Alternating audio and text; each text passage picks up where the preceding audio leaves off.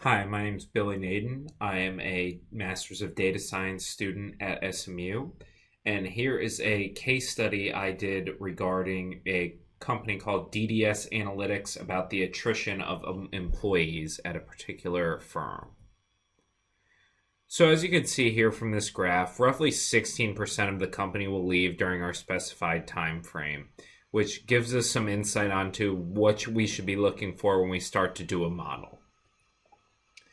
As you can see in the blocks plot on your left, the median age of those who leave the company is slightly lower than those who stay, which gives us some insight as to maybe there are younger employees are more likely to leave than older employees.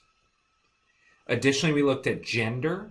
So as you can see here, men leave at a slightly higher rate than women, but we did not feel that this was a significant factor that influenced whether or not someone chose to leave the company. Here you can see a breakdown by department. Sales has the highest of any department, the highest attrition rate.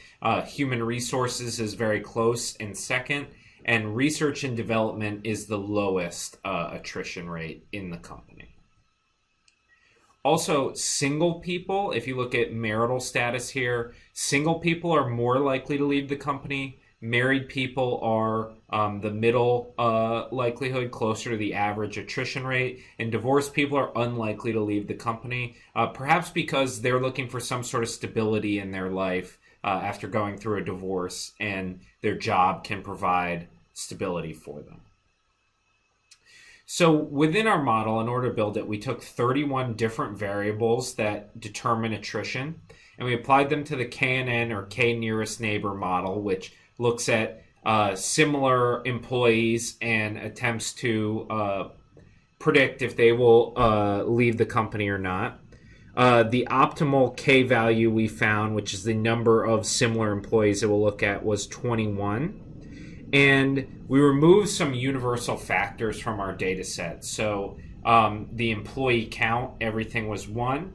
Over 18, every single person was over 18 at the company in the data set we looked at. And the standard hours. Everyone worked the same number of standard hours. Well, what we figured out was the three most significant factors for attrition are overtime, whether or not a person is working above a 40-hour work week, their job involvement rating, which is a survey statistic given to the employee at the end of the year, and marital status, whether they're divorced, married, or single. The least significant factors were gender, as shown in the graph before, business travel, whether or not the person travels for their job, and their hourly rate, so how much they make per hour working at the company.